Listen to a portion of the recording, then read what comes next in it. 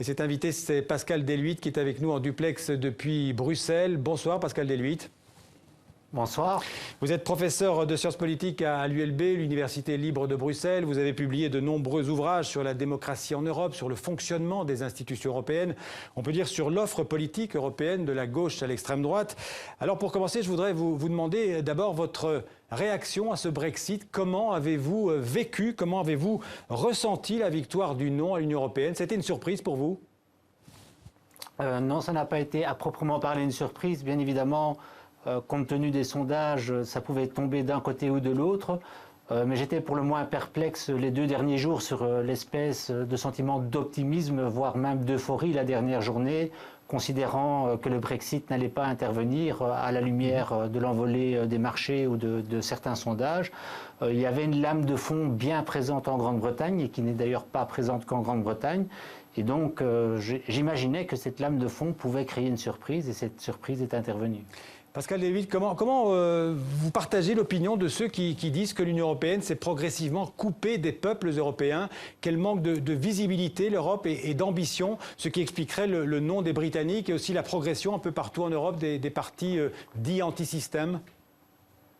Ouais, je dirais que ce n'est pas simplement l'Union européenne, c'est l'Union européenne et les États membres de l'Union qui clairement sont dans une logique d'exercice des politiques publiques qui crée un sentiment de frustration, voire de révolte chez une partie des opinions publiques.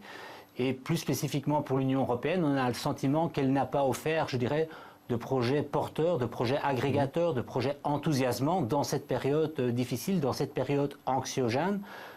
Et somme toute, le référendum a été un puissant révélateur en la matière. On a eu le sentiment que les autorités de l'Union européenne ne pouvaient rien dire, n'avaient rien à dire et somme toute n'ont délivré comme message dans les ultimes jours que des messages de menace si vous sortez définitivement et pas des messages, je dirais, porteurs d'un projet et de tout l'intérêt d'être dans l'Union, d'être européen en quelque sorte. Alors justement, après ce choc du résultat britannique, comment l'Europe devrait-elle réagir? Quel conseil donneriez-vous aux responsables politiques européens si vous deviez les conseiller? Évidemment, c'est difficile à réaliser, mais je pense que le principal conseil, c'est d'écouter. Je pense qu'il y a une forme d'autisme parfois au niveau de la Commission européenne, au niveau du Conseil européen. On observe dans tous les indicateurs qu'il y a des formes de désarroi socio-économique, des formes de désarroi de parties relativement importantes de la population, et qu'on ne rencontre pas et on n'embrasse pas ce désarroi. Et donc, le premier conseil que je donnerais, c'est de plus écouter. Et le deuxième, c'est d'observer ce que disent un nombre très appréciable d'économistes qui disent que la stratégie et la politique budgétaire menée par l'Union européenne depuis la crise financière de 2008 est un échec et qu'il faut prendre acte de cet échec et donc adopter une nouvelle stratégie budgétaire. Je crois qu'il y a là une pierre dans le jardin à la fois de l'Union européenne, mais il faut le dire aussi, des chefs d'État et de gouvernement de l'Union européenne. C'est aussi une question d'États membres de l'Union européenne et essayer de relancer la dynamique économique très clairement pour essayer aussi de relancer la dynamique sociale dans une large mesure. Vous êtes d'accord avec la proposition de François Hollande d'hier? Il a dit qu'il fallait se recentrer, que l'Europe devait se recentrer sur quelques domaines essentiels comme l'emploi, la fiscalité ou la sécurité. Je pense que les déclarations le jour ou le lendemain d'un tel événement sont des déclarations de communication, de politique interne essentiellement et qu'il faudra réfléchir. Il faut souligner que le calendrier ne se prête pas aisément à la réflexion puisqu'on le sait dans la réaction qui va intervenir, le poids et la place de l'Allemagne et de la France seront essentiels. Or, l'année prochaine, ces deux États connaissent des élections très importantes. Les élections présidentielles en France, les élections législatives en Allemagne, c'est donc pas un moment très propice, mais qu'importe. L'essentiel, c'est quand même de réfléchir ce que c'est que l'Union européenne, ce que les États membres veulent en faire et vers où on peut aller. Et à partir de là, il y a plusieurs possibilités possibles. Bien sûr, on peut garder une union à 27, mais rien n'interdit de penser qu'un certain nombre d'États, dans des domaines, peuvent avoir une approche plus intégrée dans certaines politiques publiques. Alors justement, on entend souvent parler de cette fameuse Europe à 2 vitesses, éventuellement avec un noyau qui irait vers une Europe plus fédérale, et puis les autres qui seraient en fait intégrés dans une sorte de marché commun, un marché unique. Est-ce que c'est un schéma, cette Europe à 2 vitesses, qui vous paraît réaliste? Ouais, c'est un schéma réaliste et dans une certaine mesure, il est déjà à l'œuvre. Il faut quand même le rappeler. tous les États membres de l'Union ne participent pas à la zone euro, pour ne prendre que cet exemple. Et donc vous avez un certain nombre d'États où la Banque Centrale Européenne joue un rôle clé, et un nombre d'États où au contraire la Banque Centrale Européenne a un rôle beaucoup plus modeste. Donc dans les faits, c'est déjà une union à plusieurs vitesses. Et le premier message envoyé est un peu celui-là, hein, quand vous avez une réunion informelle des 6 États membres fondateurs des communautés européennes. C'est une manière de dire que, somme toute, dans l'Union européenne, il y a, je dirais, des groupes d'États, des groupes de pays dont le statut n'est pas exactement le même que d'autres. Mais est-ce que vous pensez réellement que les pays européens, que certains pays européens en tout cas, sont prêts à avancer vers une Europe plus fédérale, en confiant plus de compétences directement à l'Union européenne? Est-ce qu'on ne se heurte pas là aux égoïsmes et aux intérêts nationaux? Un certain nombre d'États sont sans doute prêts à le faire. Après, il ne faut jamais oublier que la structure, c'est pour réaliser un certain nombre de choses et qu'il ne faut pas, je dirais, isoler le débat de la structure, c'est-à-dire quel schéma institutionnel pour l'Union européenne, quel schéma institutionnel pour un certain nombre de compétences qui pourraient ne concerner que pour partie des États membres de l'Union européenne, mais aussi pourquoi faire. Et je crois qu'on ne peut pas séparer l'un de l'autre, parce que le vote qui est intervenu en Grande-Bretagne n'est peut-être pas d'abord un vote relativement à la structure de l'Union européenne, mais à ce qu'elle fait. Et je crois qu'on ne peut pas évacuer la question des politiques publiques qui sont menées. Et cette question-là, elle devra aussi être à l'avant-plan dans la relance, la reformulation de ce que c'est que l'Union européenne. Qu'est-ce que vous entendez par politique publique menée? C'est les politiques économiques, les politiques fiscales, les politiques sociales?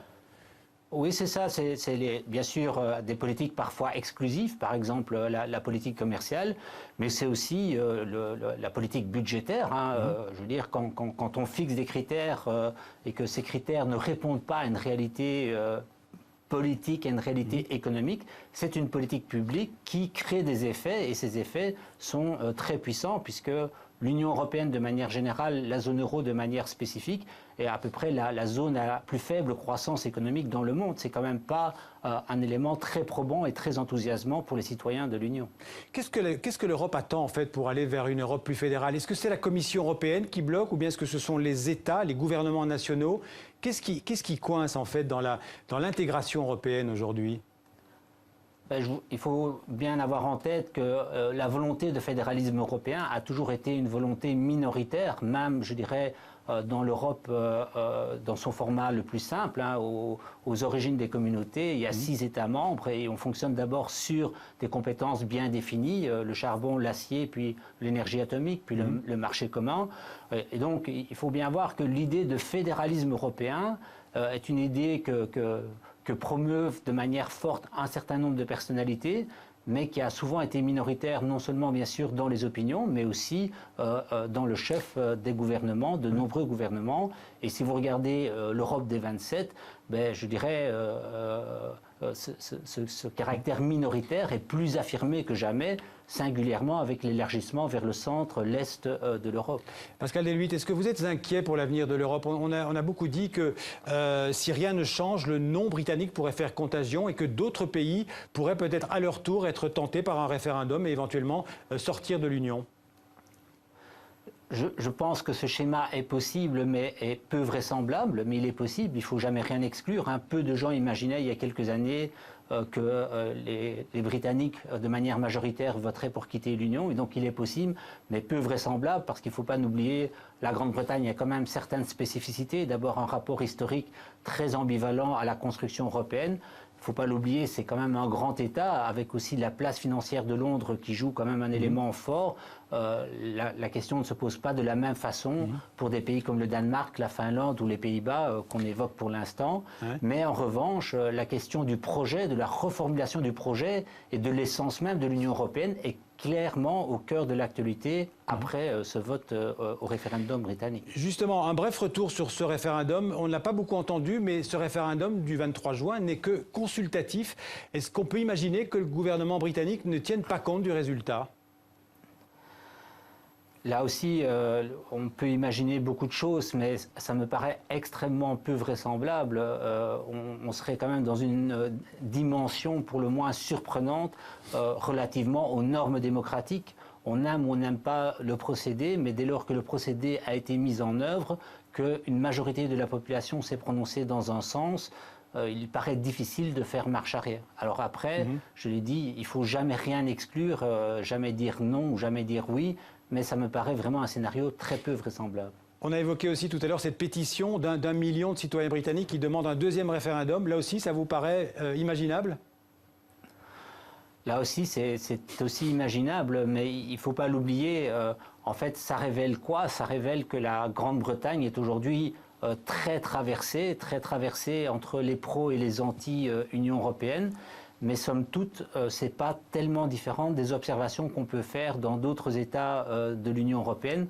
On observe au niveau européen de nouvelles formes de polarisation, des polarisations politiques, des polarisations sociales, qui se fixent en particulier sur deux questions. D'une part, le rapport aux questions socio-économiques, et d'autre part, le rapport à l'autre, ce qu'on appelle une position universaliste versus une position ethnocentrique.